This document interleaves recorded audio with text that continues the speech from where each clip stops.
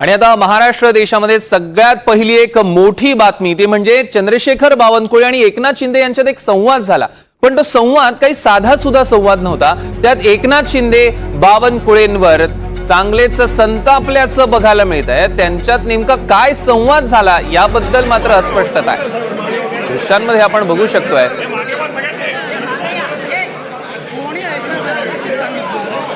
दृश्यांमध्ये बघू शकतो एकनाथ शिंदे आणि बावनकुळेंमधला संवाद आणि एकनाथ शिंदे चांगलेच चिडल्याचं आपल्याला बघायला मिळतंय। अक्षय गुडकेलवार आपले प्रतिनिधी आपल्या सोबत जोडले गेलेत। अक्षय, नेमकं काय घडलंय, काही कळतंय का?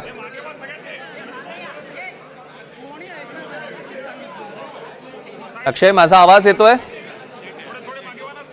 दरम्यान पुन्हा एकदा अक्षयशी आपण संपर्क साधणार आहोत, पण आपण दृश्यांमध्ये बघू शकतोय एकनाथ शिंदेंचा बावनकुळेंवर संताप। आता हा संताप नेमका कोणत्या कारणाने झालं बघावं लागेल। नेमका कोणत्या कारणांमुळे त्यांच्यातला संवाद विसंवाद ठरलेला आहे हे बघावं लागणार आहे। कारण आपण बघतोय की एकनाथ शिंदे बावनकुळेंवर चांगलेच संतापल्याचं बघायला मिळतंय। त्यांच्या हातवाऱ्यांवरनं, त्यांच्या हावभावांवरनं, बॉडी लँग्वेजवरनं स्पष्टपणे आपल्याला लक्षात येत आहे की एकनाथ शिंदे हे बावनकुळेंवर चांगलेच संतापलेले आहेत।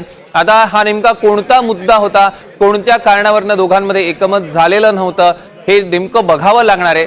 मात्र संतापाचं कारण अद्याप जरी कळलेलं नसलं तरी व्हिडिओ आपल्याला स्पष्टपणे दिसतोय की एकनाथ शिंदे हे चांगलेच संतापलेले आहेत बावनकुळेंवर। एकनाथ शिंदेंची चिडचिड होते, त्यांचे हातवारे जरी आपण बघितले तरी स्पष्टपणे दिसून येत आहेत। अर्थात चहा पाण्याचा कार्यक्रम आहे, सगळे एकत्र आहेत आणि त्या सगळ्या संपूर्ण कार्यक्रमात सुद्धा एकनाथ शिंदेंचा संताप बघायला मिळाला। पुन्हा एकदा आपण जाणार आहोत अक्षय गुडकेलवार आपले प्रतिनिधी आपल्या सोबत जोडले गेलेत। अक्षय, नेमकं काय घडलं, काही कळतंय का, काही अंदाज आहे का? आपण जर बघितलं सौरभ तर यामध्ये स्पष्ट या दृश्यांमध्ये दिसून येते की एकनाथ शिंदे हे चंद्रशेखर बावनकुळे यांच्यावरती संतापलेले दिसत आहेत। मात्र नेमकं त्यांच्यामध्ये हा कुठला संवाद सुरू होता, कुठल्या अनुषंगाने सुरू होता आणि एकनाथ शिंदे यांनी अशी त्यांच्याकडे त्यांच्यासोबत बोलताना अशा प्रकारे संतप्त हावभाव का केले हे अजून कळू शकलेलं नाही। मात्र कुठतरी हे दिसून येतंय की दोन नेत्यांमध्ये जो संवाद झाला होता कुठतरी त्या दोन नेत्यांमध्ये आलबेल नसणारा संवाद होता आणि त्यामुळे एकनाथ शिंदे हे संतप्त झाले असल्याचं चित्र या ठिकाणी दिसून येत आहे।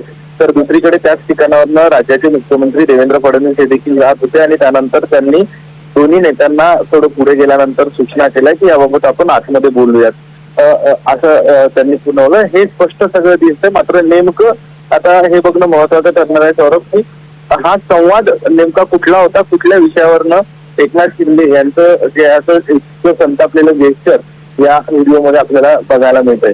त्यातून आपण जर बघितलं तर उद्यापासून होणाऱ्या पावसाळी अधिवेशनाच्या पार्श्वभूमीवर आज चहापानाचा कार्यक्रम सरकारच्या माध्यमातून आयोजित करण्यात आला होता आणि या चहापानाच्या कार्यक्रमानंतर राज्याच्या मंत्रिमंडळाची बैठक देखील आयोजित करण्यात आली होती। तर या चहापानाच्या कार्यक्रमात बैठकीला एकनाथ शिंदे, चंद्रशेखर बावनकुळे ही लोक जात असतानाची सगळी दृश्य आहे।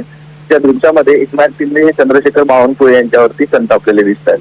निश्चितच अक्षय, यावर आपले लक्ष असणार आहे। तुर्तास धन्यवाद। पुन्हा एकदा आपण व्हिडिओ सगळ्या प्रेक्षकांना दाखवूया ज्या व्हिडिओत हे स्पष्टपणे कळून येत आहे। आपण आता दृश्यांमध्ये बघू शकतोय फडणवीस म्हणाले की आता नको, आतमध्ये जाऊन बोलूया, आतमध्ये जाऊन यावर चर्चा करू। मात्र तरीही एकनाथ शिंदेंच्या चेहऱ्यावरची चर्या काहीही बदललेली नाहीये। ते हातवाऱ्यांनी समजवण्याचा प्रयत्न करतायत, सांगण्याचा प्रयत्न करतायत बावनकुळेंना।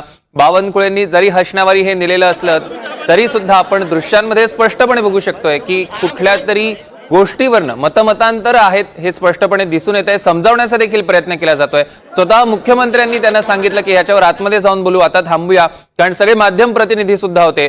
आपण बघितलं बावनकुळेंनी अगदी एकनाथ शिंदेना हाताला धरून थांबवलं आणि तरी सुद्धा त्यांच्यातला हा संवाद किंवा विसंवाद आपण म्हणू शकतो तो अद्यापही सुरूच आहे।